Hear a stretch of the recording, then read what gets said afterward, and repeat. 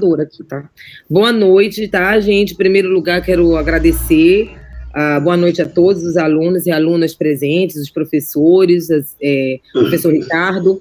Agradecendo a participação, né, nessa segunda aula que eu estou tendo a oportunidade de ministrar para o curso do ProEnem, do IFPA, coordenado aí pelo professor Ricardo Vasconcelos. Então, eu quero agradecer muito essa oportunidade. Né? Então, essa aula que nós vamos ministrar hoje, o Emmanuel volta para a tela inicial. A gente vai falar de Esparta, da polis de Esparta, da cidade de Esparta, na Grécia Antiga, né? Então, o assunto, na verdade, é isso nos remete, como a gente até mencionou na primeira aula, que a história da Grécia Antiga é dividida em períodos. Então, quando as cidades-estados ou polis se formam, é no período arcaico. Então, pode ir com o meu PowerPoint. Então, a aula, antes da gente falar da cidade de Esparta, é importante falar o que é esse período arcaico, quer dizer, o que são as cidades-estados, elas se formaram como? Aí a gente retoma um ponto da aula passada, onde a gente fala o seguinte, período pré-homérico, período homérico, período arcaico e período clássico. Então, nós temos período arcaico, que é o período que se consolida, então, que se constitui as chamadas cidades-estados gregas ou polis. Acontece que isso ocorreu por vários motivos, né?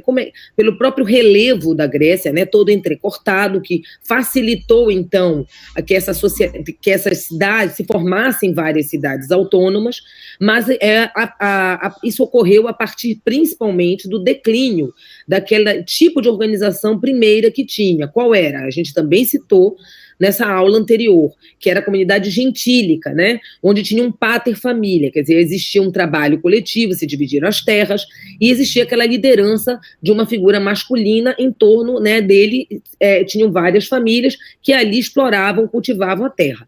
O que aconteceu no período arcaico? Houve paulatinamente o declínio dessa comunidade gentílica, né, e foi se formando, então, ali uma aristocracia, ou seja, uma elite, há uma disputa pelas terras mais férteis, é isso que vai acontecer entre essas famílias, e aí quem domina essas terras mais férteis acaba levando ali aquilo que a gente vai ver no caso de Esparta, uma segunda diáspora grega, quer dizer, uma dispersão em massa para outras, aí vai se formar outras colônias que vão se espalhar, inclusive, para regiões para além ali da região dos Balcãs, da ilha de Creta, vai até a Magna Grécia, que seria o sul da Península Itálica, até a Sicília vai ter colônia grega. Então, são vários os motivos que levam à formação das cidades-estados. Crescimento populacional, disputa pelas terras férteis, aí houve um crescimento enorme populacional, não dava para alimentar todo mundo, e uma população migra, né? Então, você vai ter aí se espalhando por várias partes ali do Mediterrâneo, colônias gregas vão se formar. E a gente vai ver que o quê? Que aquela comunidade gentílica vai deixar de existir para, paulatinamente, uma aristocracia, ou seja, uma elite, um grupo que vai dominar essas terras férteis e vai dominar, então, aqueles que, vamos dizer, não vão conseguir ter o alcance dessas terras. Então, vão ser escravizados, vão virar servos, né, que vão ser dominados. Mas é um pouco dessa história que a gente tem que contar previamente para entender como se forma, então, a cidade de Esparta. Essa, sim, que vai se formar na região ali chamada da Lacônia, né, na parte fértil, ali, na península ali, por dentro do Peloponeso, e vai se formar uma cidade que vai ser marcada ali por ser fortemente militar, bélica, educação militar, bem diferente da outra cidade que vai ficar tão conhecida até os dias atuais, que é de Atenas, que nós vamos ter, então, uma aula específica para falar de Atenas. Esparta, então, vai ser uma cidade mais militar, mais rural, mais agrária, tá? Bélica, e a gente vai falar como, então, é que se constrói a cidade de Esparta, como é que era a organização política dela e as principais características dessa cidade-estado também autônoma, né? Então, o que unia, então, essa grande civilização helenística? O idioma, a religião, né, os mesmos deuses, e quando entravam outro povo em guerra com elas se uniam, essas cidades, muitas vezes, para guerrear e garantir esse mundo helênico. Mas o fato é que as cidades-estados, elas vão se constituir aí por muito tempo como cidades autônomas com características próprias. Vamos falar um pouco, então, olhando aqui o PowerPoint, né? No período arcaico, nós tivemos o processo final das transformações sofridas pelas comunidades gentílicas, como eu já expliquei, gregas. Quer dizer, deixou de ter aquelas comunidades de genes, né, famílias em torno de um pater família, para não se formar as cidades-estados. Como é que se deu isso? Ocorreu a transição da propriedade coletiva comunitária para, então, a propriedade privada da terra. A disputa das famílias pelas terras mais férteis também vai levando a isso. Apareceu dentro dos genos uma classe de proprietários de terra, como eu falei, a classe aristocrática, ou seja, uma elite no poder, né? Um grupo privilegiado. Essa nova classe social, de um modo geral, mas isso era usado mais em Atenas, esse nome, eupátridas, né, que era o governo dos melhores, né, eles acreditavam que eram superiores, porque eram descendentes dos fundadores daquela cidade, formou um restrito grupo de proprietários de terra que se mobilizaram em busca da manutenção de suas posses. Os genos passavam a reunir-se em fratrias e tribos, ou seja, aqueles antigos genos passaram então agora a se reunir em tribos, né, e clãs, em uma coisa maior que ultrapassa as fronteiras da família, e aí vai ultrapassando ali, vai se formando uma aristocracia, uma elite, um grupo, controladas pela dominação da nova aristocracia grega. Nessa época, notamos que o aumento da população causou um grande problema com relação ao acesso às terras produtivas. Então, a população aumentou, os genos lá não davam conta, né? Começa a briga pelas terras férteis, aí começa a se formar um grupo que domina essas terras férteis, que se divide em tribos, né, e fratrias em torno desses grandes proprietários de terra, tá? E também a expulsão, que é a dispersão, acaba uma dispersão, ou seja, uma saída forçada de uma parte da população de vários locais da Grécia Antiga procurando novos locais, né? Então vamos lá. Nessa época notamos que o aumento da população causou um grande problema com relação ao acesso às terras produtivas. As populações excluídas, ou seja, aqueles que não cabiam dentro desses locais, não conseguiam terras, não conseguiam de jeito nenhum, acabavam procurando outros locais. Então vamos lá. No processo de apropriação das terras, se viram obrigados a buscar outras regiões onde foi possível conquistar melhores condições de vida. A migração dessas populações gregas para regiões marcou a chamada segunda diáspora grega. Né? Na aula passada a gente falou da primeira diáspora, essa é a segunda. Ela ocorreu em 750 a.C. Essa diáspora, o que é? Uma saída meio que forçada, né, em massa, ampliou os territórios do mundo grego e criou uma importante rede de comércio de gêneros agrícolas entre essas diferentes comunidades gregas, que vão alcançar até ali a Península Itálica, né, onde hoje está a Itália, aquela botinha que a gente vê no mapa, e você olha ali, né, onde era essa Magna Grécia, ali onde está no sul da Península Itálica e até para fora dela, onde hoje é a ilha da Sicília. Tá? Então, essa diáspora ampliou os territórios do mundo grego e criou uma importante rede de comércio, ou seja, eles comercializavam trocas comerciais de diferentes gêneros alimentícios. A consolidação do poder político nas mãos da aristocracia, junto com a ampliação das atividades econômicas, deu condições para o aparecimento de um novo espaço de representação sociopolítica na Grécia, a chamada cidade-estado.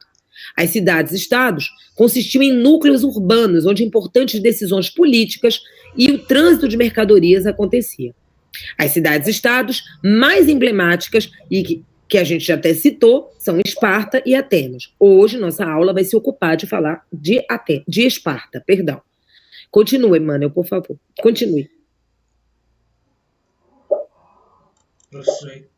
Tá? Então, aqui está mostrando no mapa, só para efeito de ilustração, a região, como eu falei ainda há pouco, da Magna Grécia, ó, segunda diáspora grega. Aí você vê, ó, o excedente populacional, né, tá aí, ó, ia então formar novas colônias até ali, né, na Península Itálica, ó, por sua segunda diáspora grega e permitiu a disseminação da cultura grega por outras partes do mar Mediterrâneo. Vamos lá. Período arcaico, no século VIII, do século 8 a.C. ao século 6 a.C. O período arcaico ele foi caracterizado por transformações políticas e sociais e pela consolidação das cidades-estados, principalmente Atenas e Esparta. A monarquia, lembrando que a Grécia Antiga tinha inúmeras cidades-estados, mas essas ficaram as mais conhecidas. A monarquia, de um modo geral, ela foi sendo substituída pela oligarquia, ou seja, por um grupo, né, um regime político fundado no exercício do poder por uma parte de um grupo reduzido de pessoas, uma elite, o que a gente chamaria hoje de uma elite, né, um grupo no poder, pertencentes a uma mesma família ou um grupo. Enriquecimento da aristocracia, quer dizer, enriquecimento dessa classe privilegiada, que são os donos da terra, vamos colocar isso em aspas, né, os eupátridas ou os esparticidas, como eles eram chamados em Esparta, e a acentuação da desigualdade social. Então a sociedade ficou cada vez mais desigual, né, com esse grupo minoritário tendo controle da base econômica mais forte da Grécia Antiga, que seria ser dono dessas terras férteis. Sociedade torna-se escravista, seja por guerra ou seja por dívida, né? Então, seja porque guerreava com outros, acabava escravizando, ou seja porque aquele cidadão não tinha, aquela pessoa não tinha como pagar sua dívida e acabava sendo escravizado ou escravizando alguém da sua família. Continua.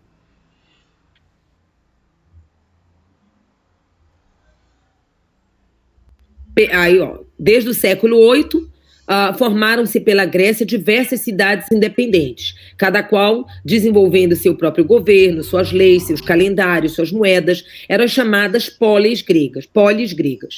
A polis reunia um agrupamento humano que habitava um território cuja extensão variava entre 1.000 e 3.000 quilômetros quadrados, compreendendo tanto zona urbana quanto zona rural.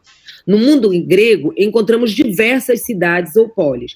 As que mais se destacaram foram Atenas e Esparta, pela liderança que, em certas épocas, exerceram sobre as demais cidades. Isso é um fato, porque elas ficaram, que a gente vai ver, não na aula de hoje, principalmente no período clássico, quando elas chegam no auge, e por causa das guerras e tudo que elas vão reunir cidades em torno delas e rivalizar, que vão acabar se destacando mais que as outras. Então, por isso, né, e na aula de hoje a gente vai dedicar a questão de falar sobre Esparta. Vamos lá.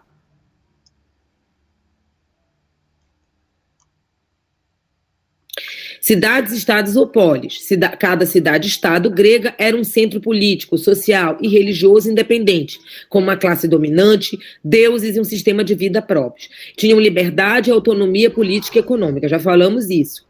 Apesar deles saberem, né, que eles terem o entendimento de serem o mesmo povo, na verdade, eles tinham origens étnicas diferentes, inclusive, tá? Porque o povo grego foi formado por vários povos, mas também o mesmo alfabeto, eles vão ter as mesmas divindades, vão ter uma série de aspectos culturais em comum. Mas as cidades-estados, de uma forma geral, elas eram autônomas. Tá? Tinha uma estrutura política, social, econômica, os seus cultos, os seus rituais ali de uma forma independente. Na polis, não existia separação entre a área urbana e rural, nem existiam relações de dependência. Muitos habitantes da polis, principalmente nobreza, também habitavam em casas de campo. Vamos lá, continue. Sim? Tá? Aqui nós estamos vendo a localização de Esparta, tá? Você pode ver aqui o mapa ao lado, olha, Arcádia, Argólida, Lacônia, né? Bem ali, ó, por dentro da península, a parte fértil de uma região chamada de Peloponeso, e bem ali, né, no sudeste do Peloponeso, ao lado ali da Messênia, que fica no sudoeste ali, né, desta chamada, né, região do Peloponeso, por dentro é uma península por dentro do Peloponeso, na parte fértil. Então, a gente vai ver como é que se deu essa história, nós vamos buscar lá, inclusive também foi citado na aula anterior, como é que se dá essa formação de Esparta, desde o início a partir de um povo chamado Dório, um dos povos formadores do povo grego. Vamos lá.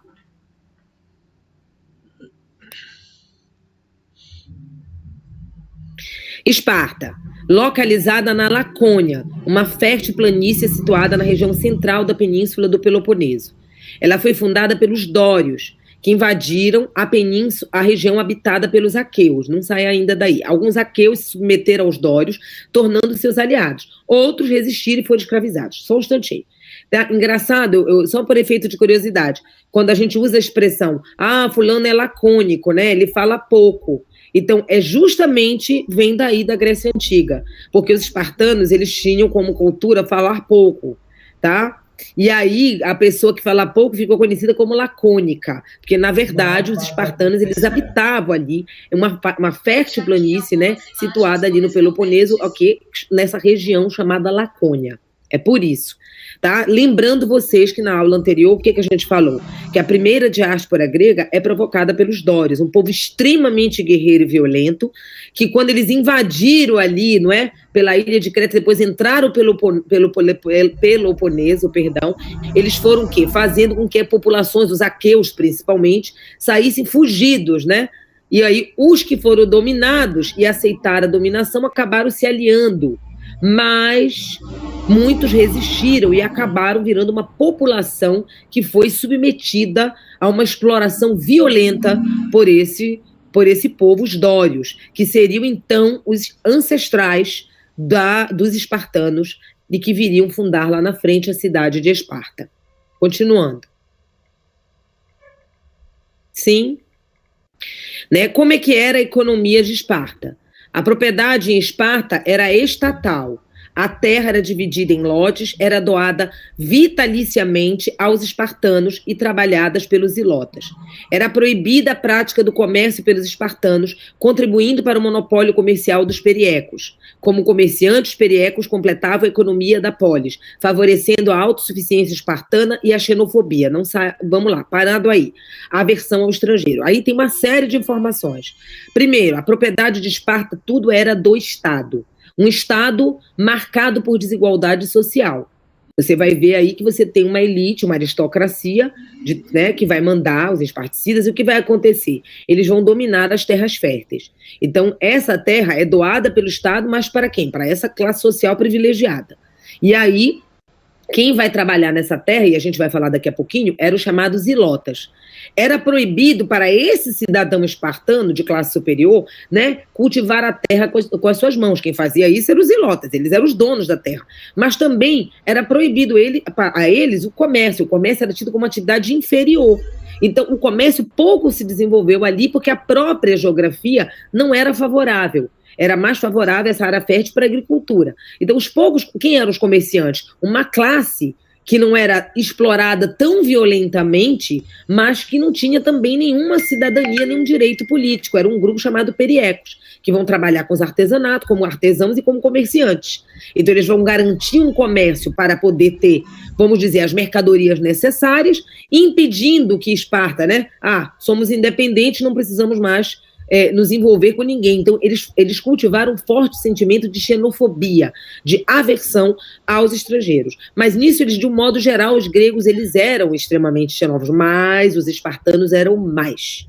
Né? Eles ficavam ali presos mesmo no seu universo, vamos dizer, rural, de uma aristocracia rural e com diferenças de classe bem marcadas. Vamos lá.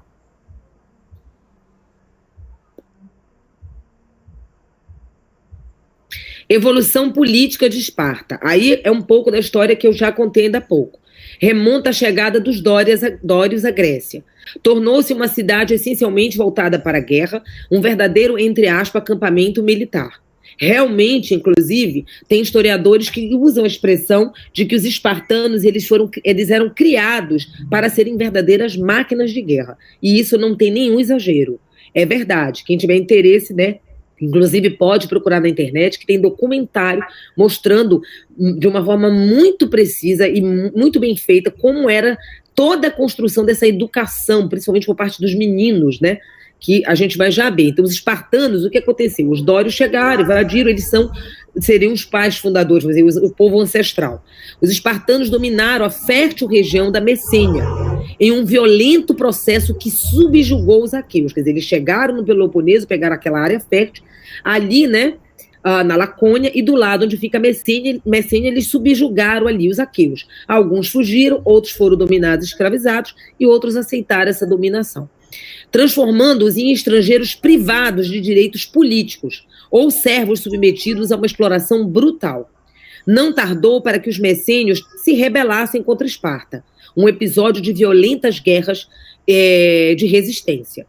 Mesmo derrotando os rebeldes, os espartanos perceberam que para manter a dominação sobre os servos era necessário mobilizar seus 10.000 cidadãos para uma intensa e perpétua vigilância militar. Então, um dos motivos que eles mantiveram, e vamos dizer, consolidaram esse espírito, essa prática bélica, era também porque eles exploravam demais esses servos, alguns chamam de escravos, os chamados ilotas, descendentes aí desses povos dominados dos aqueus, né?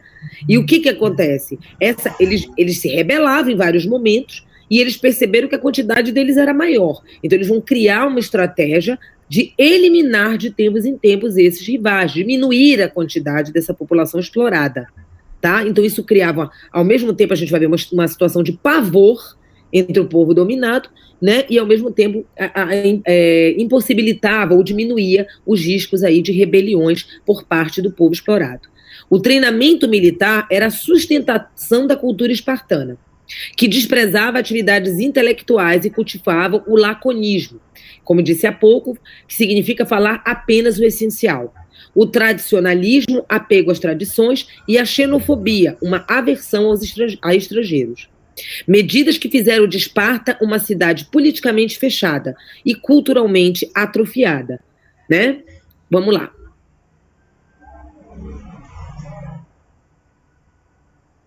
Aqui está a pirâmide, né, dessa sociedade espartana. Veja bem, esparciatas, 5%. Espartanos ricos, donos de terras e escravos, controlava a política e o exército de Esparta. Periecos, 10%.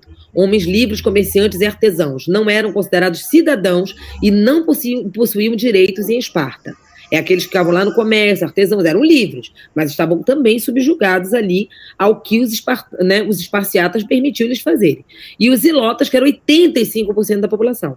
Aqui no texto, né, aqui no PowerPoint está escrito: escravos pertencentes ao Estado espartano trabalhavam no campo para sustentar a elite espartana. Entendam, alguns textos vão se referir à palavra escravo, outros vão dizer que são servos. Isso é uma discussão, no meu ponto de vista, que a gente é complicada, mas apenas eu gosto de simplificar da seguinte forma: eles eram tratados, sob certo ponto de vista, pior do que muitos escravos. Então eles eram sim, só que eles não eram vendidos, né? Não tinham mercados de ilotas, porque eles pertenciam ao Estado. Mas quem era o Estado espartano? Senão a própria elite, essa aristocracia esparciata. Então, eles eram subjugados, a gente vai já ver daqui a pouquinho, a uma violência cruel. Vamos lá. Cara, tô no pré-ENEM, depois eu vejo isso. Estrutura política de Esparta, política espartana. A cidade de Esparta era governada por 2 reis, o que caracterizava uma diarquia.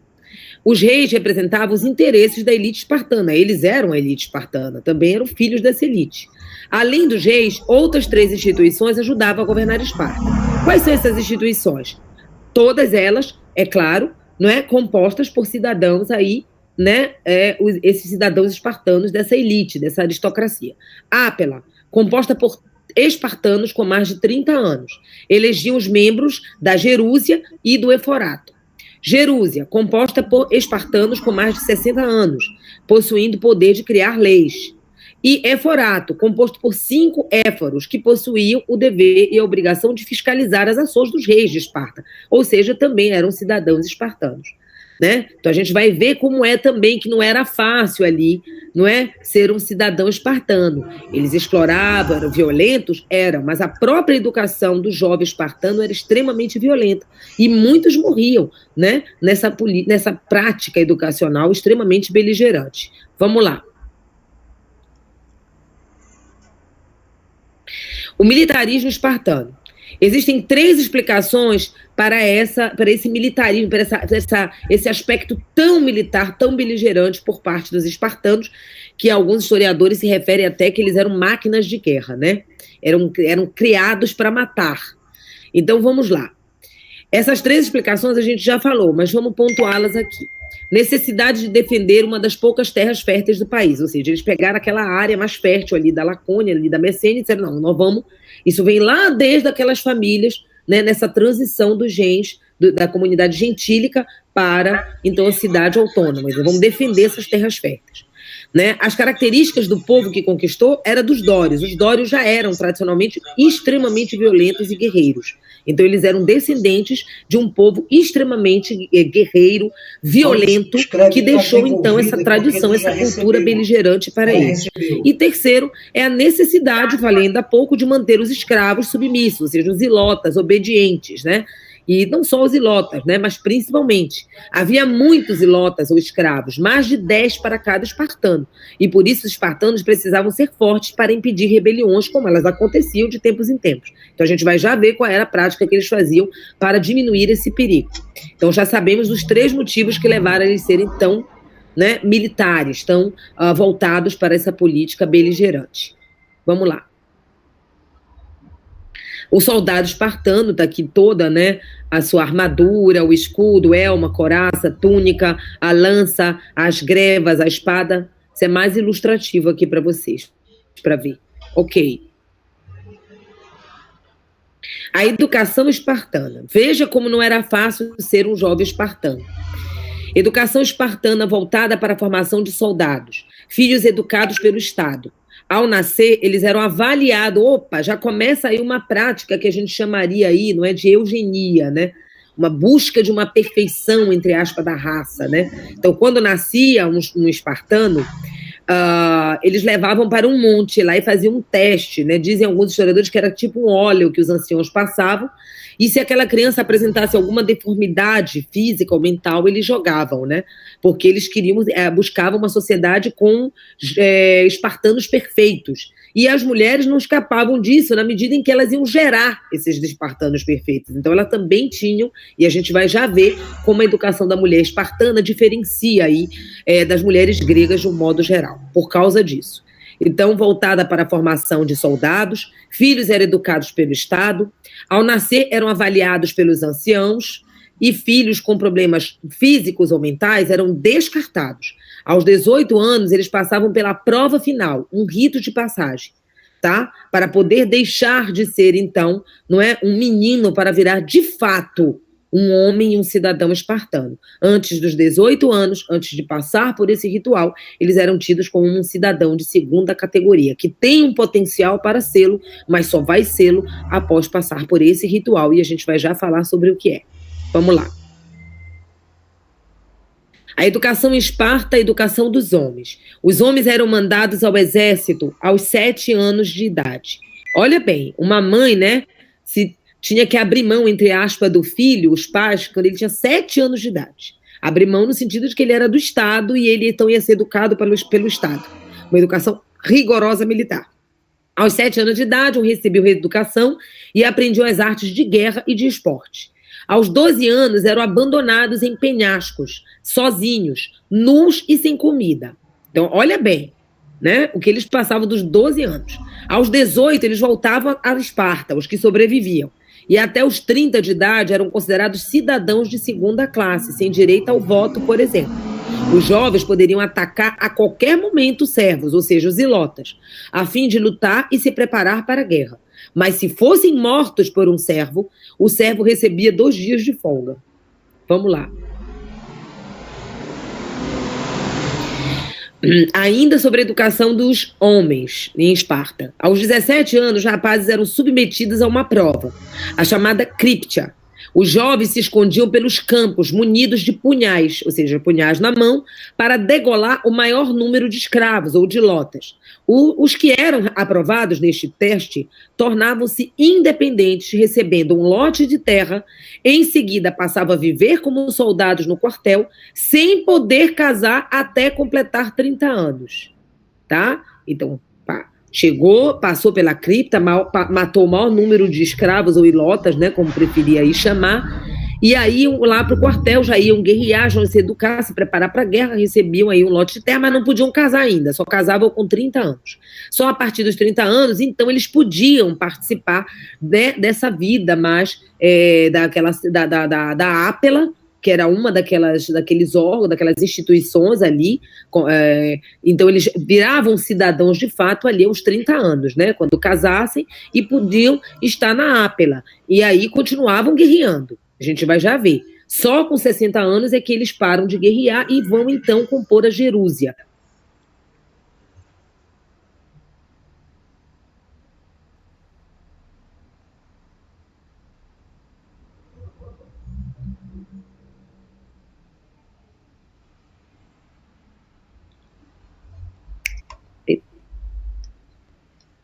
Tá? Seleção em Esparta, tá aqui. Os recém-nascidos, eu falei para vocês, né, que eles tinham essa prática que a gente pode chamar de eugenia, né, buscavam uma melhoria. Os recém-nascidos eram examinados por um conselho de anciãos. E se fosse constatada alguma normalidade física, mental ou falta de robustez, ordenava-se que o bebê fosse lançado de cima do monte Taigeto. Taigeto ou Taigeto? Vamos lá. Alô? A críptia era uma prova, que a gente falou ainda há pouco, em que o jovem espartano tinha que realizar. Durante o dia, os meninos espartanos iam ao campo munidos de punhais, os jovens, e à noite matavam quantos ilotas conseguissem. Esse ritual também servia para controlar aquela população que era extremamente explorada e que era em número muito maior. E assim, criava-se o pavor, o pânico, e também se diminuía aí a quantidade de revoltas ao diminuir de tempos em tempos essa população de ilotas. Vamos lá. A mulher em Esparta, a gente vai ver, ela vai ter um diferencial, de um modo geral, até se eu comparar com a mulher de Atenas. Por quê? Porque como os homens passavam muito tempo fora de casa, olha, entregava o filho com 7 anos, o marido estava na guerra. Então, essas mulheres também tinham que gerar filhos fortes. Então, elas treinavam, elas praticavam esporte, elas treinavam, elas faziam exercícios militares, elas eram musculosas, porque elas tinham que estar preparadas o quê? Para enfrentar um intruso que entrasse na casa, alguma revolta. Elas tinham que tomar conta do negócio do marido, das terras, tinham que ter um mínimo de conhecimento, porque ele passava muito tempo fora na guerra.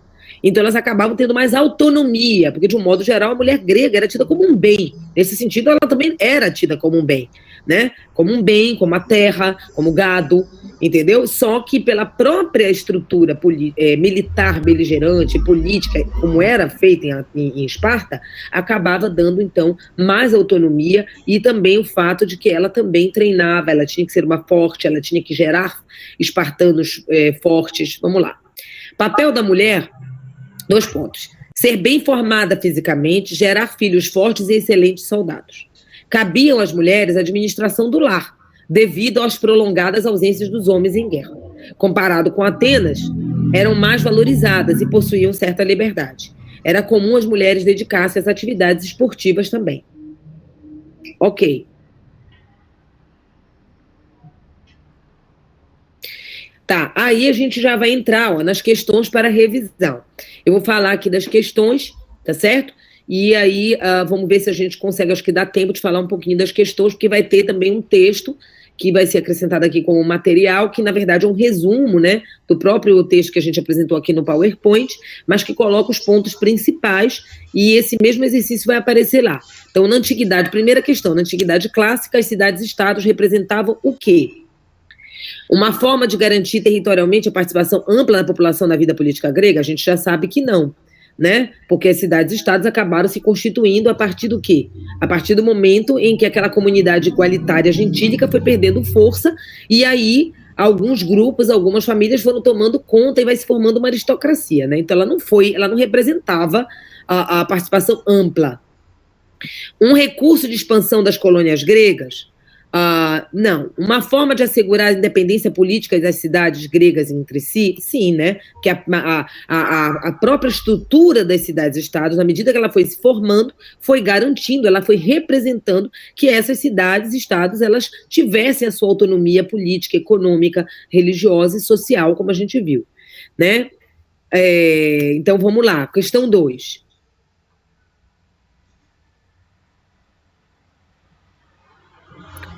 Esparta foi uma importante e simbólica cidade da Grécia Antiga, também chamada de Lacedemônia. Essa cidade-estado se situava às margens do rio Eurotas, na Lacônia. Foi um local de grande relevância política e militar, principalmente no século X a.C. A cidade de Esparta chegou a ser reconhecida como o berço da liderança das forças militares gregas, desempenhando um papel marcante nas guerras greco-pérsicas. Outro fato histórico marcante sobre Esparta é que a cidade foi um território inimigo, lá na frente a gente vai ver isso, de Atenas na Guerra do Peloponeso. Então, tudo isso aqui aí que o texto está colocando, o comando da questão, são fatos importantes e que, de fato, caracterizam e marcaram a história da vida dessa cidade de Esparta. A cidade só perdeu seu poder e influência na Grécia Antiga após ser derrotada na Batalha de Leuctra, que ocorreu em 371 a.C. Vamos lá. Qual das alternativas abaixo apresenta as características de Esparta? Esparta foi uma cidade... Só um momento. Mamãe, tô dando aula. Desculpe, gente. Corte aí, tá? Edita que a mamãe ainda não se acostumou com a do aula online. Vamos lá. A cidade... Onde eu tô? Até me perdi. A cidade só perdeu... Tá. Qual das alternativas abaixo representa características de Esparta? A Esparta foi uma cidade-estado que se dedicou muito no desenvolvimento intelectual e artístico dos seus cidadãos? Não. A gente já sabe que ela era rural, que ela era agrária, que ela era militar, que ela era beligerante. Então, não é a característica dela. Em Esparta, a educação das mulheres voltou-se para o exercício das tarefas domésticas e participação política na ausência dos homens? Também não, né? A gente sabe muito bem que isso não dá conta aí de definir o papel da mulher em Esparta. Em Esparta, a estrutura de governo evoluiu de uma oligarquia para uma democracia? Não, isso nunca aconteceu. O que vai acontecer de uma aristocracia para a democracia será em Atenas. Esparta foi fundada pelos jônios? Não. Também dissemos que o povo que fundou foi Dórios. Então, fundada pelos Dórios, está na frente um negocinho aqui, tu tira, mano? Não consigo ler o comando da questão. Fundada pelos Dórios. O professor Ricardo que faz isso. Não estou conseguindo ler o comando porque está bem na frente. A questão é a E, ok? Eu vou ter que olhar aqui.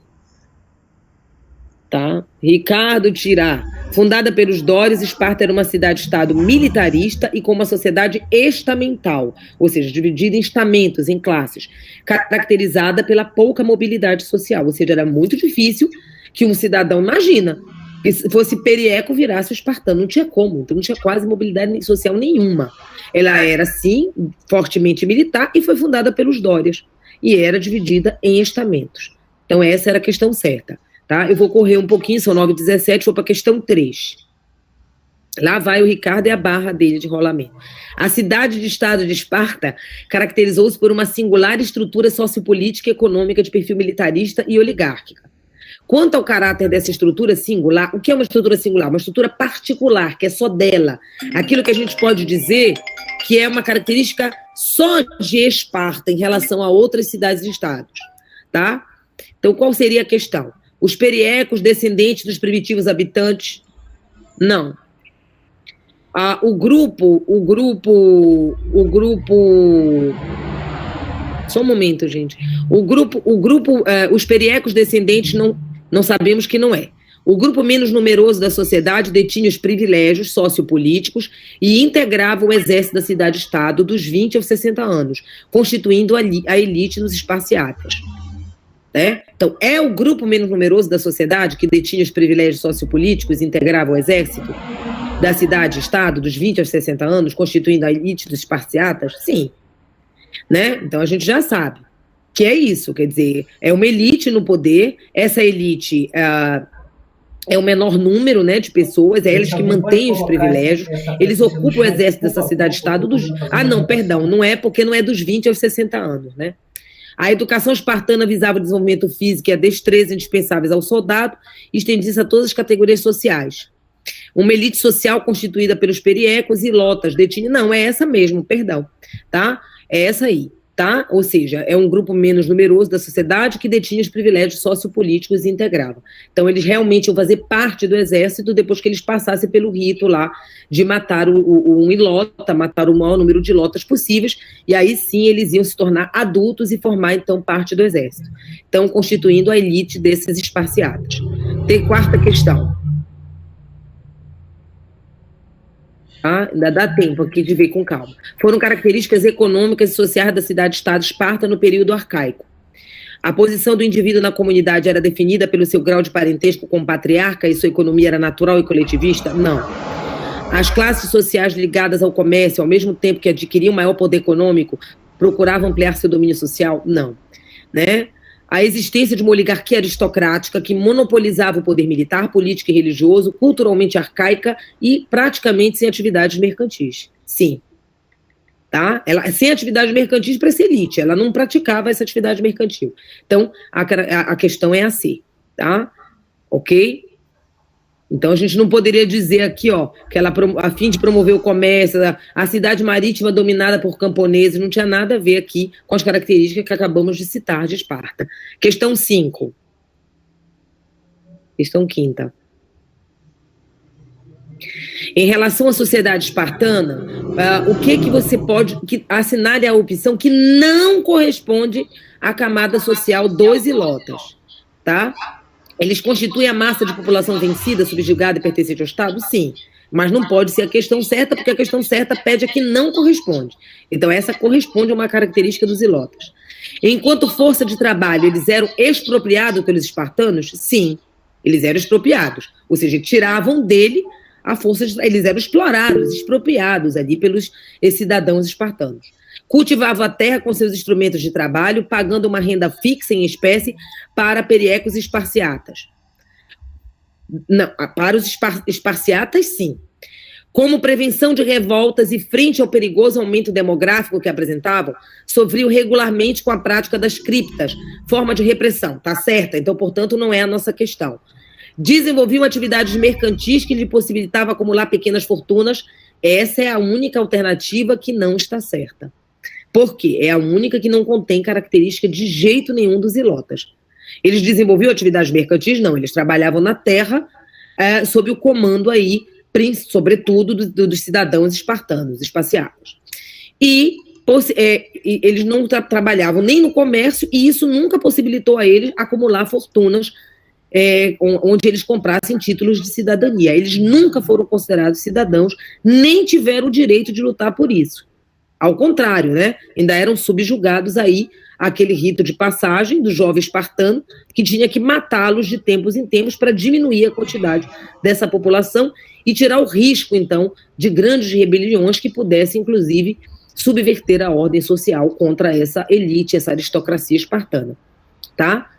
São 9h22. Aí o que eu tenho para dizer a vocês? Passa mais. Nós temos aqui rapidinho, em 5 minutos aqui, eu vou tentar 8 minutos, pegar pelo menos 2 pontos que eu acho importante para fechar aqui. Emmanuel, abre, por favor, o outro conteúdo. Ah, perdão, tem a questão 7, né? Questão 6, desculpe, então vamos fechar as questões. Considere o trecho do poema espartano do século 7 a.C. Pois não há homem valente no combate, se não suportar a vista da carnificina sangrenta e não atacar colocando-se de perto. É um bem comum para a cidade e todo o povo, que um homem aguarde, de pés fincados na primeira fila, encarniçado e todo esquecido da fuga vergonhosa, expondo a sua vida e ânimo sofredor, e aproximando-se, inspire confiança com suas palavras que lhe fica ao lado. Com base nesse texto, com base nesse excerto, considere as afirmativas abaixo sobre os valores ressaltados no poema e sobre características da cidade-estado espartana entre os séculos 7 e 5 a.C. Esparta e Atenas compartilhavam do mesmo ideal militar? Não. Já tira logo essa. O poema expressa os valores esperados dos soldados espartanos, a coragem, o espírito de combate e a cooperação com o coletivo. Mas o que eles entendiam como coletivo? Com o resto dessa cidadania, com o resto dessa sociedade espartana dominada aí por essa aristocracia. Essa era a questão certa. Quer dizer, o que o poema está expressando? O que ele tem que ser? Corajoso, forte, né? Nunca covarde, e tem que fincar ali, ó, como ele diz, e pensar no bem maior daquela sociedade, que é essa cidade-estado de Esparta. E a 7ª questão, como já está assim, eu vou ter que correr um pouquinho. A 7ª questão, amor. Professor Ricardo? Ah, tá. A importância da sociedade grega na antiguidade é tratada como uma das principais fontes de estudo acerca do passado humano. Assim sendo, o filme 300, de Zack Snyder, baseado na HQ, Os 300 de Esparta, né, no livro, né, na história, na verdade, do Frank Miller, né, desenho dele, faz uma das representações de como eram articuladas as ideias militaristas em Esparta. Portanto, acerca da educação espartana, o que não podemos considerar? A prioridade da educação espartana era a formação militar dos seus soldados, sim, que deveriam ser a honra e a glória do seu povo, e desde cedo os espartanos já iniciavam uma educação voltada para a formação de soldados. Então está correta isso, mas como a gente quer a alternativa que não é a característica deles, tem que procurar a exceção. A prática do laconismo, conhecida como arte de falar pouco, e a aversão dos estrangeiros, conhecida como prática de xenofobia, faziam parte da educação dos espartanos, sim, né? Eles eram incentivados a falar pouco, a ter uma alimentação frugal, a se dedicar à vida militar. Em Esparta, a educação era igual para os meninos e meninas? Ambos eram educados para serem bons administradores, bons filósofos cidadãos? Não. É essa aí que está, né, errada de cara. Não era, apesar das mulheres terem uma educação diferente, quando eu comparo com outras mulheres gregas do passado, mas elas não eram jamais educadas da mesma forma que os meninos. Então já estava errado aí. E para piorar ainda diz, ambos eram educados para serem bons administradores, bons filósofos. Não, a cultura espartana nunca valorizou a questão da filosofia, da intelectualidade, e sim, principalmente da questão militar, e principalmente por parte dos meninos que virariam os homens e soldados espartanos e depois virariam, né, plenamente cidadãos espartanos dessa aristocracia masculina, né? Masculina, não tenha dúvida disso, tá? Então, o que eu queria informar vocês, eu acredito, não sei, continua, Emmanuel, ainda tem alguma questão, por favor, que eu não me lembro. Eu acho que o professor já pode até passar para o próximo material, não é? Aqui o gabarito, que vocês vão poder confirmar, mas o próximo material que eu fecho aqui, gente, eu vou deixar para vocês lerem, porque, na verdade, Emmanuel, não sei se tu consegues colocar o material aí, é uma apostila muito interessante, tá? Que vai fazer um resumo de tudo isso que a gente está discutindo, e tem lá o mesmo exercício. Mas é interessante, porque alguns elementos, alguns dados, alguns nomes, o nome de como era dado o ritual, esse ritual que a gente disse de eugenia, de melhoramento, né, que buscar a perfeição, como era o nome desse ritual aí, eugênico, né, da busca dessa perfeição da raça, alguns dados, alguns elementos eles colocam acrescentando. Mas, no geral, é um resumo daquilo que a gente acabou de apresentar e que está na própria PowerPoint que foi apresentado aqui na aula hoje, tá? São 17h27, tá? Nós teremos uma próxima aula, se Deus quiser, tudo der certo, né? Sobre Atenas. Atenas é maior, é um conteúdo maior, né? Provavelmente até se divida, como colocou, né, o professor Ricardo conversando comigo, em duas aulas, porque Atenas acaba tendo muitas transformações, né, porque sai de uma aristocracia e vai para uma democracia. Então tem os legisladores e tal. Mas o que é interessante de Esparta, eu gostaria de indicar aqui algumas coisas, né? Existe um documentário, é só você colocar, que vai mostrar toda essa educação espartana, como era difícil também, né, essa educação violenta, se eles eram violentos, entre aspas, os olhos, principalmente de hoje, e cruéis, com esse povo subjugado, eles também, como jovens, imaginam que era essa educação aos 7 anos de idade, né? Então tem um vídeo, um documentário que mostra um pai, né, espartano educando o filho em casa, antes de entregar ao Estado, né? Ele é um verdadeiro espancamento aos olhos de hoje. Então, você está aí diante de uma sociedade extremamente particular mesmo, que se formou nesse passado grego antigo. E lembrando que será Esparta que vai ajudar Atenas a ganhar na guerra greco-pérsica e depois entrará em guerra com a própria Atenas, tá ok? Mas isso aí são coisas para serem trabalhadas lá na frente. Eu agradeço a oportunidade. Uma pergunta. É só para eu falar, eu agradeço a oportunidade, tá, gente, de estar aqui. Eu quero demarcar aqui que eu acho maravilhoso esse projeto do Ricardo, não só claro, principalmente pela questão de que essa possibilidade inclusiva de trazer e preparar os alunos para o vestibular, tá? Que eu acho isso fundamental. É claro que a gente está aqui, de uma forma resumida, trazendo aspectos fundamentais que são cobrados aí nas provas do Enem, mas cabe ao aluno aprofundar isso, e atrás você tem um imenso material, né? É interessante, os próprios materiais que estão sendo colocados aqui pelo professor Ricardo, né? Como as apostilas do Enem, todo esse material deve ser lido, deve ser trabalhado, relido pelos alunos, e é isso. Sim, doutor Emmanuel, eu tenho 1 minuto para ti. Aqui uma colega nossa está perguntando que se as sim, mulheres que não geravam filhos saudáveis, elas teriam algum tipo de punição pelo fato de não terem esses filhos saudáveis? Olha, os dados históricos que se tem, porque é que o filho seria jogado ali naquele monte. Não ela, né? Ela também, porque o que acontece? As meninas também passavam por esse ritual, porque elas precisavam gerar homens fortes. Então você não ia criar uma filha com problemas físicos, ou supostamente com problemas físicos mentais, vamos dizer assim, porque ela não seria capaz de ser uma mãe desses jovens espartanos, de futuros guerreiros espartanos. É uma sociedade bélica. Acabou. Era feita para a guerra, pela guerra, e tudo nela era estruturado para a guerra. Era um povo guerreiro e que descendeu de guerreiros. Quer dizer, uma das explicações, que até coloquei aqui para vocês, é que veio da sua própria ancestralidade, porque os dórios eram entre os povos, entre os jônios, os eólios, os aqueus, foram os dórios, aqueles povos formadores dos helenos, dos gregos, que eram os mais considerados os mais violentos. Eles causaram a primeira diáspora grega. Eles chegaram e destruíram a civilização creto-micênica, né, e fizeram com que esses povos saíssem se espalhando ali pelos Balcãs e se espalhando por ali, por perto do Egeu, porque eles eram extremamente violentos. Então, depois eles o quê? O que acredita-se? Que eles se assentaram em grande parte ali na Lacônia, do lado da Messênia. Eles foram pegar a parte mais fértil, que eram justamente as terras mais produtivas. Então, desde o início, vamos dizer, na sua cultura, na sua tradição. E eles deram continuidade a essa tradição ao explorar 85% de uma população subjugada, que eles acreditavam que étnica, vamos dizer, se fosse na linguagem que a gente usaria hoje, eles achavam que eles eram superiores de forma étnica, porque eles achavam que os aqueus, né, quem eram os ilotas? Descendentes de povos que eram considerados inferiores no passado pelos dórios. Eram os descendentes dos aqueus que não se subjugaram a se aliar a eles. Então viraram escravos, ou ilotas, né? Se você não quiser usar a palavra escravo, no sentido de que eles não eram vendidos, eles eram do Estado. Mas era claro que eram escravos, viviam em condições péssimas de existência. Imagino que é você viver numa sociedade e não saber que amanhã vão matar o teu filho com uma punhalada de um punhal, né? Como eles faziam no rito de passagem.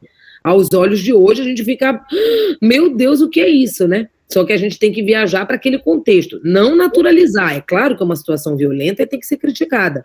Você tem que entender que você está num mundo antigo, onde os territórios eram, sim, conquistados muitas vezes, não só por eles. Eles tinham essa marca mais forte.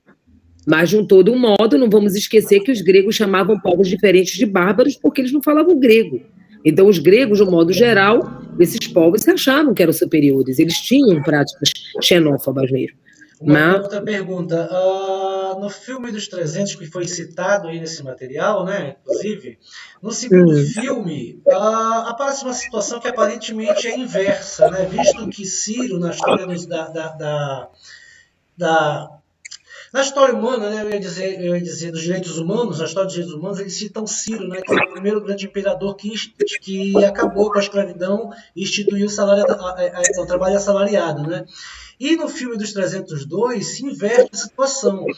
Os navios gregos dizem que só homens livres é que vão lutar, né? E os navios persas usam de escravos. Já no governo de Xerxes, né? Que é bem depois, logicamente que tinha assistido. Mas, Emmanuel, não vamos adiantar essa aula, porque tu está trazendo um conteúdo que a gente ainda não debateu. Não, mas tu está falando de guerra greco-pérsica, tu está falando de filmes de ficção. Primeira coisa, né? Os 300 é uma visão, é uma ficção histórica. Então, tem muito dos relatos. Lembre que no que é baseado o que o Frank Miller escreveu nos 300. É baseado nos relatos históricos trazidos daquele que é considerado o pai da história. O Heródoto viveu e trouxe a parte grega. Ele contou como os gregos se viam. Tá? Então, você tem só o lado do grego. E segundo, que o segundo filme, é aí que entra a ficção mesmo. Aí tem muitas coisas que foram ficcionais. Então, eu acho que não é bom. A gente tem que ter um entendimento apesar de ser uma obra maravilhosa. Eu cito, claro, o filme, mas eu digo que tem documentários melhores, em sentido histórico, a serem vistos. Agora, o filme, o 300, é muito bom. Mas não podemos esquecer que ele tem muito de ficção histórica. Mas eu não vou entrar aqui no dado das guerras, porque a gente terá aulas. Não se preocupe, guarde essa questão para a gente discutir isso quando for, depois que a gente estiver falando sobre guerra greco-pérsica, né? E a batalha, então, de Termópila, no caso, que é o que dá origem aí à obra do Frank Miller, que é baseada, na verdade, no que os gregos deixaram, né? Mas, enfim, tá? Eu não quero adiantar, certo? Senão vai virar, e até por causa do horário, que são 19h34. Isso aí ia virar um debate enorme de um assunto que a gente ainda não abordou com os alunos. Gente, obrigada, tá? Eu não vou olhar. Rodrigo Gomes, que está aí mostrando. Olha, estou feliz que eu estou vendo um aluno aqui, né? O Emmanuel monitor, Ricardo, o coordenador. Aí fica o Felipe Rodrigues, a Maria do Socorro, mais de 6 pessoas que eu não estou conseguindo ler aqui. Alessandra Miranda, Kevin Macedo e todos que estão presentes, que eu não estou vendo, porque eu não estou vendo os nomes. E, enfim, eu quero agradecer pela oportunidade. Esse está sendo realmente um projeto que eu acho muito grandioso, porque foi a ideia do Ricardo, ele está de parabéns, e eu sou eternamente grata a ele por ele ter me convidado para participar. Espero que ele não me abandone, que ele diga, agora eu não quero mais enjoei da Patrícia, eu quero continuar no projeto, contribuindo, e estou muito feliz e agradeço a vocês, né, por estarem me ouvindo, e aí eu espero que a gente, lá na frente, né, quando tiver numa outra aula, quando concluir, então, a gente possa deixar um espacinho justamente para propor aí as questões, tá, Emmanuel? Para a gente discutir. Tá bom? Obrigada por tudo. Professora Patrícia. Sim. Obrigado, tá, por mais essa aula, viu? E agradeço. Aí a gente já sabe que na próxima aula a gente vai ter a discussão sobre Atenas, né? Que é bem interessante. E deixa para as guerras, Emmanuel. Deixa para as guerras. Um beijo. Fiquem com Deus, uma boa noite. Obrigado. E